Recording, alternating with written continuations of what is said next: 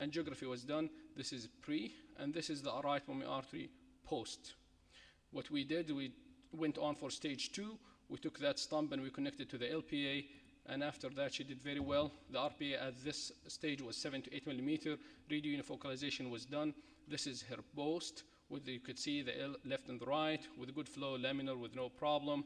This is her pre-right ventricular, and this is the post-right ventricle. Her RVSP went back down to normal. Her post-op lung perfusion scan from 0 to 32%. So that's a great improvement. Currently, there is a large list of ongoing research that hopefully will report to you soon about them, but they need to mature enough.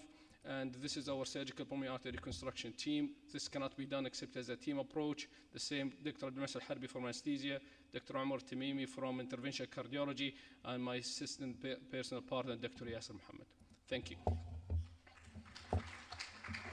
Thank you, Dr. Abdulaziz. Any question?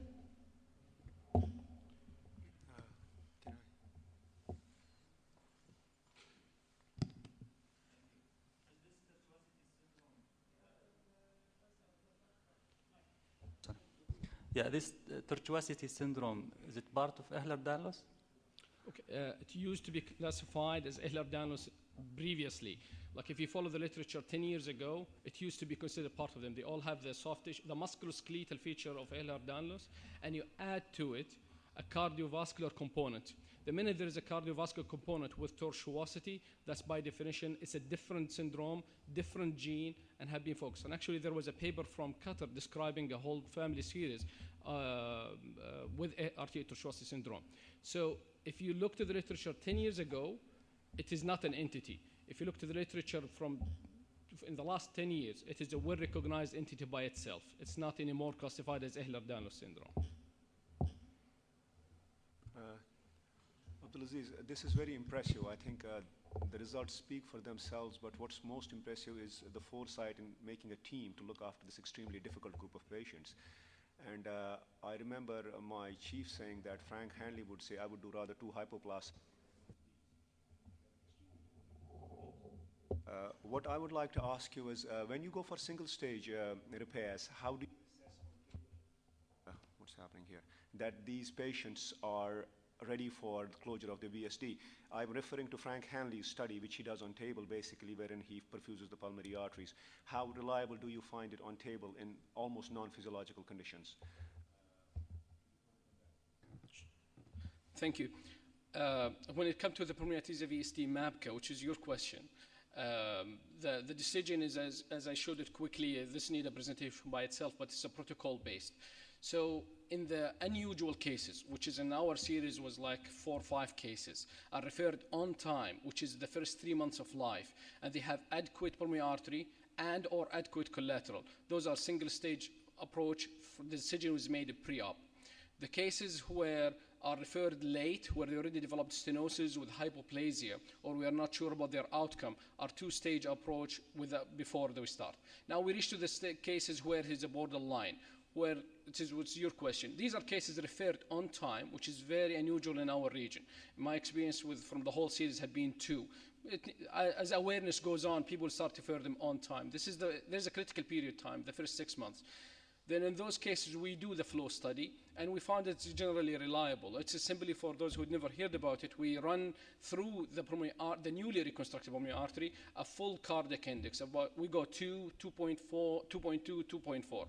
And if the mean pressure is less than 20, then that's great, we close. Above 25, we're worried, and in between, we link it to other things that it's a gray zone. We found it reliable, but we don't get that many patients who need to go through this. So most of our 50% to 50%. What material do you use for reconstruction? I mean, you do tissue to tissue, but obviously you need augmentation material. Yes. What is your material of choice? That varied with time. I mean, if you ask Frank Hanley, it is a homograft, but the availability and pulmonary homograft in our region is not that great. So I rely a lot on, as much as possible, fusing autologous tissue, way more than what Frank Lee used to do. And the other component to it, using bovine pericardium patches, I don't like it, but I use the minimum possible. They do calcify, and if you come back, you find a pseudo-intimal layer. The third option has been Contigra, because we use Contigra for the reconstruction anyhow, so I use a lot, and I presented this experience before. So we use Contigra patches in certain area, but we minimize this to the minimum.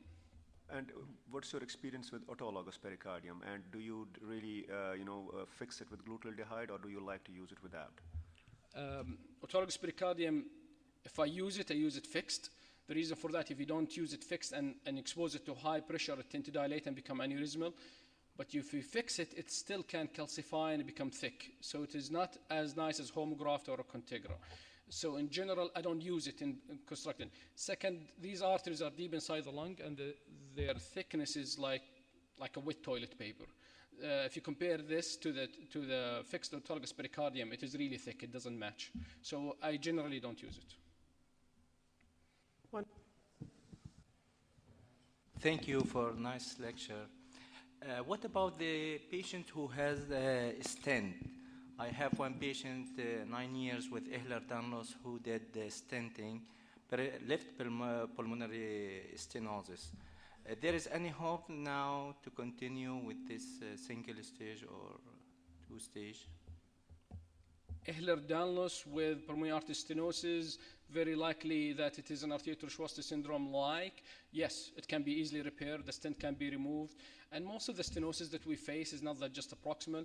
The stent most likely was placed in the left pulmonary artery. That's easily to be removed and reconstructed again. And anything beyond that is where usually stents doesn't work well for this syndrome because there is extra tissue. There is the arteries are twisted on themselves. So if you place a stent, you straighten it, you push the stenosis distal to the stent. We need to remove and fix and reconstruct in a three-dimensional. That stents will not work, except in a very unusual situations where it is limited to the left pulmonary artery or right pulmonary artery. We have only a couple of cases like this. But yes, it can still be repaired. Go ahead. Do you have any experience with, sorry, anybody else wants to go ahead? All right. No, I just wanted to ask, do you have any experience with pulmonary artery reconstruction of this complex in a single ventricle situation? In what? In a single ventricle substrate. We have, among the series, 3 patients that we're following now with reconstruction in a single ventricle. They all happen to be pulmonary atresia intact septum. One of them, unfortunately, was referred to us after somebody else attempted. So our real problem, in another presentation I discussed this, that in the region, about literally 70% of our patients have been declared inoperable by another center and sat on them for a long time, or operated on them an operation that does not lead to a stage 2. And then we need to redo the whole thing.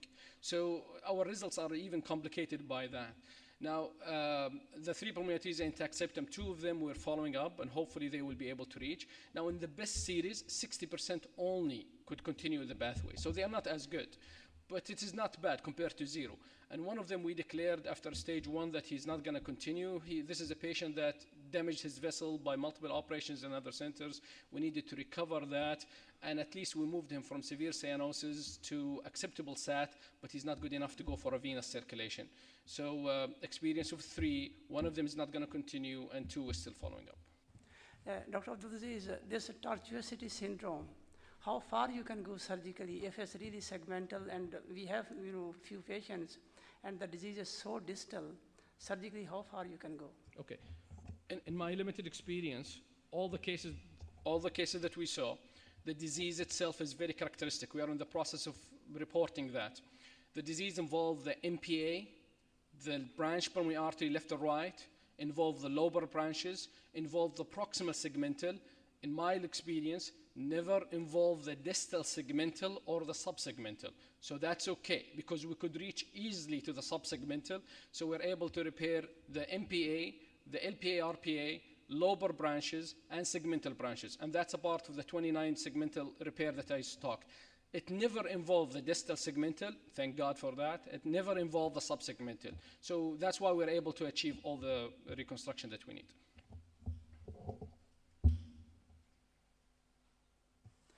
Thank you very much.